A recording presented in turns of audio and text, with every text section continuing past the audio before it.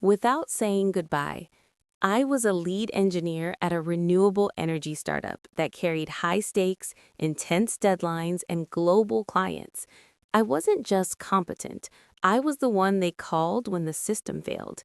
But to my family, I was invisible. We hadn't spoken since 2017.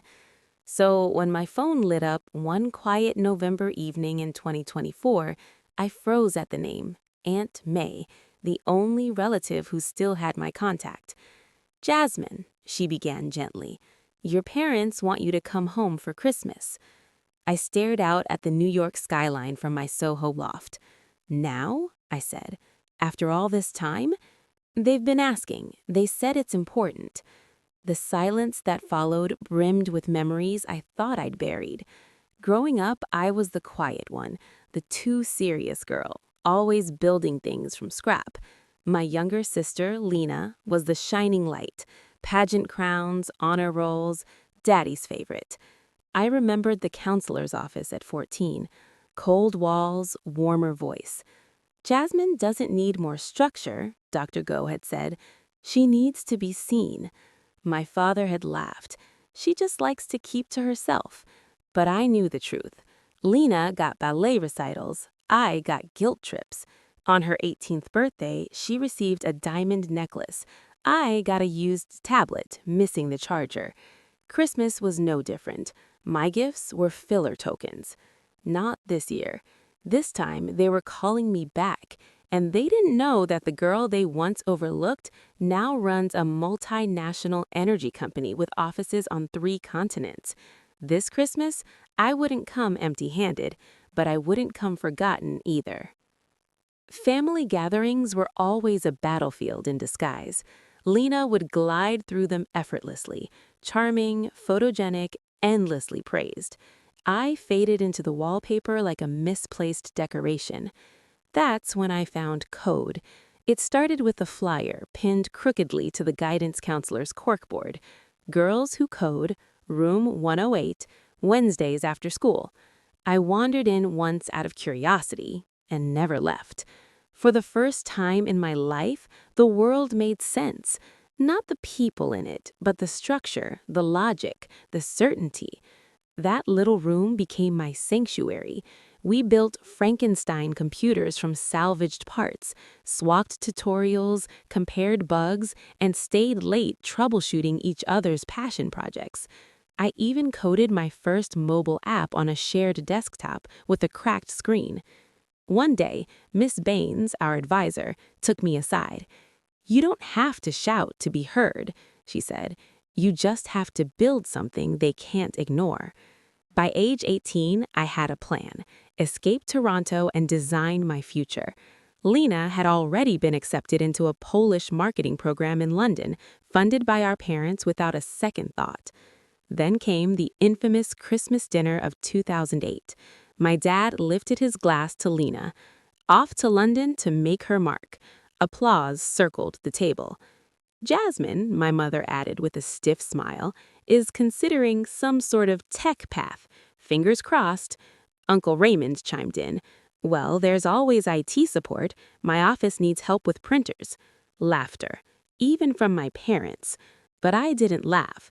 By then, I had already been accepted with a full scholarship to one of the best computer science programs in New York. Tuition, housing, living costs, all covered. I packed my things quietly and flew out.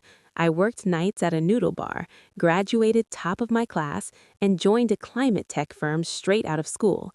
By 2021, I was leading product on a $30 million smart grid initiative. The signing bonus was more than enough for a down payment. That's how I bought my Fort Greenstone loft, exposed brick, sunlit office nook, 2 subway stops from the Brooklyn Bridge. That December, I threw a housewarming party. No formal settings, just friends, code nerds, survivors. We sat on floor pillows, ate dumplings from cartons, and laughed about broken routers and broken hearts. Ava raised her glass. "To Jasmine," she said, "the girl they overlooked until she rewired her world." We clinked glasses. I smiled, but part of me was already elsewhere, counting down the days. I was flying back to Toronto in a week. but not as the girl they once dismissed.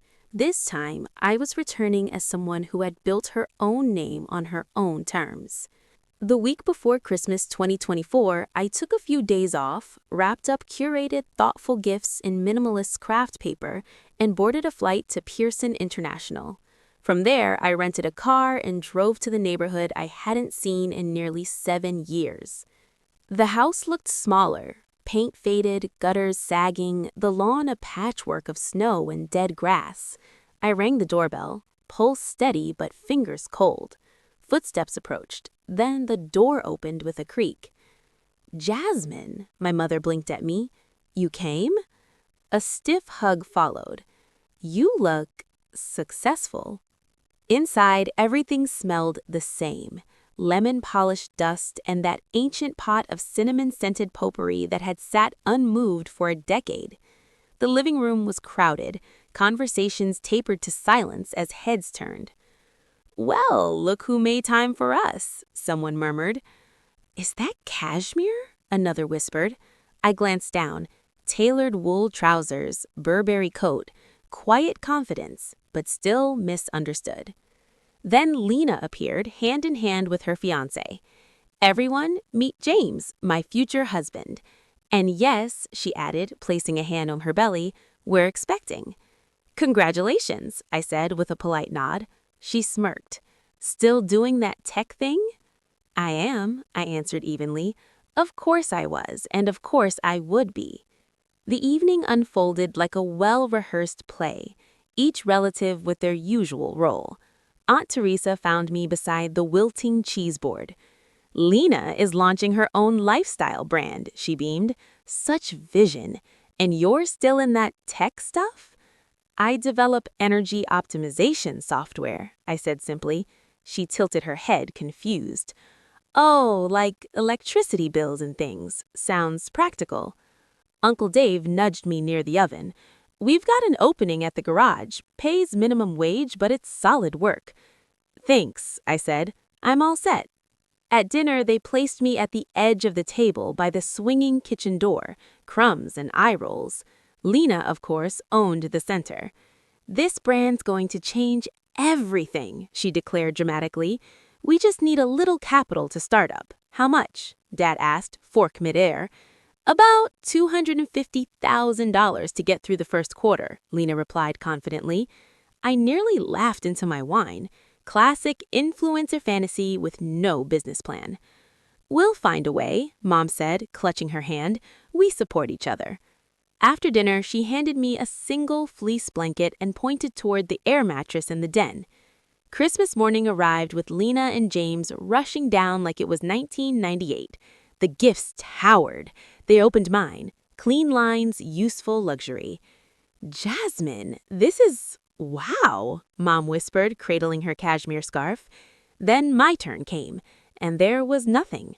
Mom gasped, overacted, off-key. "Jasmine, we completely forgot." Lena burst into giggles, just like when we were little. "Try not to cry this time," she winked. "You're grown now."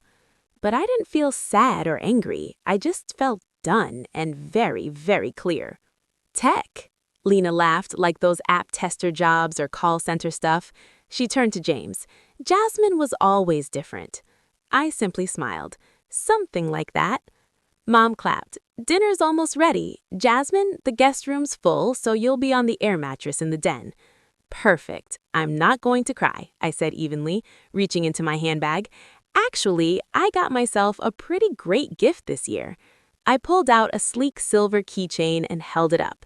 The brushed steel glinted under the chandelier's light. Mom squinted. "What's that?" "Keys," I said simply. "To my new condo I closed on last week." The room fell into stunned silence. Dad blinked. "You bought property with your own money?" "I said from work," I added. I took a sip of water before continuing. "My firm just licensed an energy optimization suite I developed.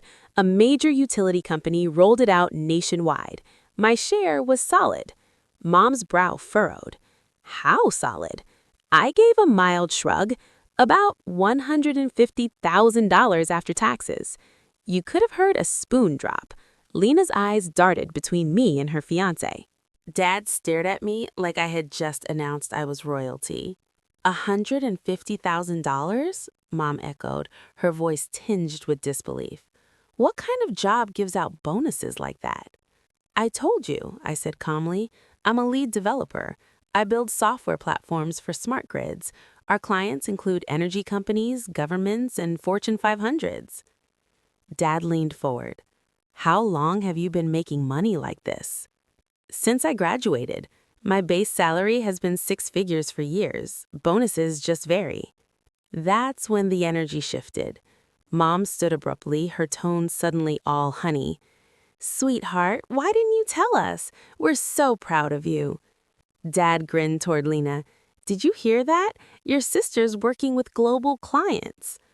Lena stiffened. James leaned in, murmuring something only she could hear. Mom scooted closer.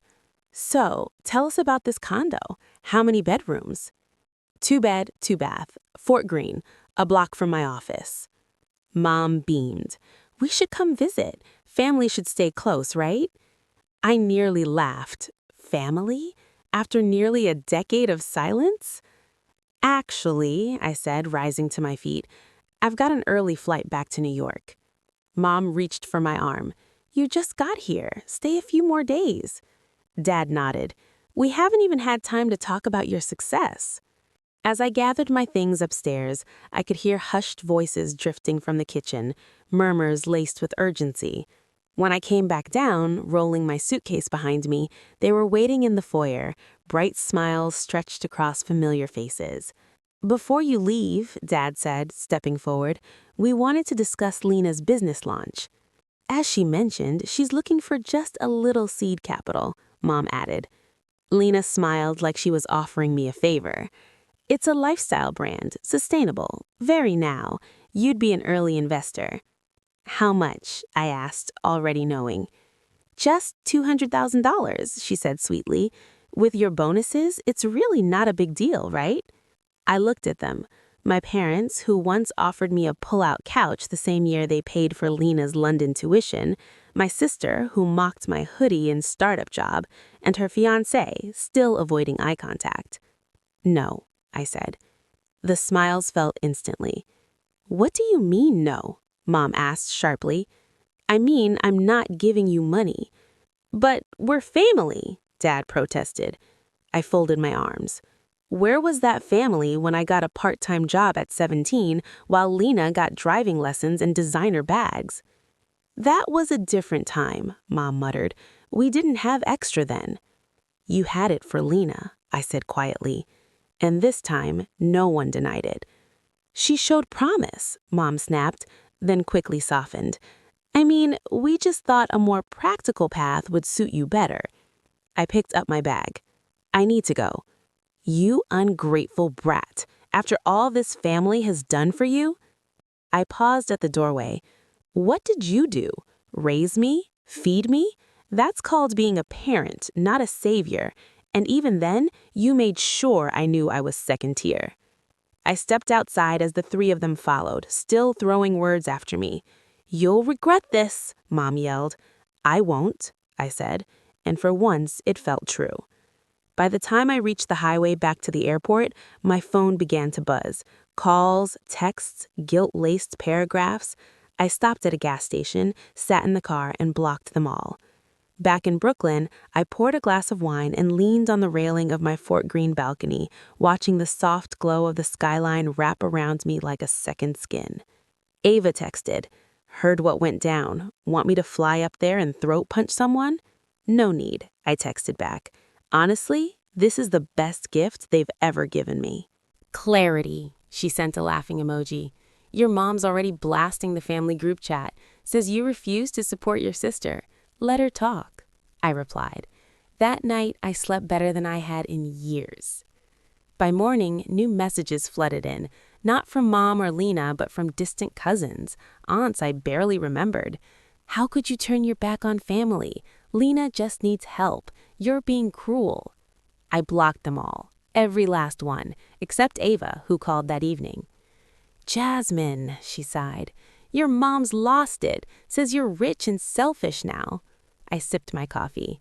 Sounds like she finally noticed. She's telling people you've forgotten where you came from. Of course she is, I said. God forbid they admit the daughter they dismissed actually made something of herself. Ava's voice softened. For what it's worth, I'm proud of you. It's worth a lot, I told her. You're the only one I care to stay connected with. Are you really okay cutting the rest off? Ava, I said gently, I cut them off 8 years ago. This just made it official. That evening, I met up with friends at our usual spot in Fort Greene, a cozy wine bar with velvet seats, flickering candles, and jazz low in the background. I told them everything. Good riddance, Kendra said. That kind of energy will rot you from the inside. Will you miss them? Someone else asked. I paused, letting the question settle. No, I think I've been mourning the version of family I never actually had. Now I'm just closing the chapter. I lifted my glass to chosen family. To chosen family, they echoed, glasses clinking. Just as I smiled, my phone buzzed with an unknown number. I flipped it face down without a second thought. 6 months later, the summer sun warmed the Brooklyn skyline. I sat on my balcony, coffee in hand, watching joggers pass and dogs tug at leashes. It felt like I'd finally stepped out of a shadow I didn't realize I'd been standing in. Ava still called once a week, not out of obligation, out of care. Lena's baby was born last month. They named her Madison. That's nice, I replied, and meant it. I hoped that little girl would grow up knowing she mattered. Last I heard, Lena and James were still living with my parents. The brand launch was still just talk. Even the extended family was growing tired of the story. Apparently, my parents had turned my betrayal into a tragic little performance, served cold at every holiday dinner. I was now the ungrateful daughter who abandoned them, despite all their supposed sacrifices. Meanwhile, my life had become something I wouldn't trade for anything. About 3 months after that Christmas disaster, I met Ethan at a cafe near my office. A freelance designer with an easy laugh and quiet strength, he understood deadlines, boundaries, and the grief of walking away from people who never saw you clearly. He'd done it too. Work had only grown more fulfilling. I was promoted to lead systems architect on a major AI-powered security rollout. The salary bump was nice, but the real reward was autonomy. I was building something that mattered with a team that trusted my judgment. I had what I used to dream about from that creaky futon in the basement of my childhood home. Then, about a month ago, Lena somehow found a way to reach my new number. Hey, Jasmine, she said, brittle cheer in her voice. Thought maybe we could reconnect. What do you need? I asked. Well, Madison should really meet her aunt, and things are tight. The house needs repairs. You don't even know what I'm asking. Doesn't matter, she snapped. I hung up, blocked the number. Now, as I sit with my morning coffee beside Ethan, I feel one thing: peace. They said I'd never have love, stability, or success. They were wrong. Life is a place. It's home. Finally. They still tried to reach me through distant cousins, old neighbors. My favorite was Aunt Ressie's voicemail. Family is forever, Jasmine. But I had already walked away. I wasn't turning back. Ethan and I were planning a trip to Kyoto next month. Language lessons, shrine routes, ramen spots bookmarked. Ava messaged, "Your mom saw your post, says it figures. You'd rather travel than help family." Good. I replied, maybe now she'll finally get it. I was just promoted to head of engineering, top-tier salary. My boss said, "You earned this." We toasted with champagne. My phone buzzed again. "Your mom thinks you're laundering money." I laughed. Let them rewrite the narrative. I'm living mine. If you've ever felt invisible in your own family, my advice? Rise. Let's rise together.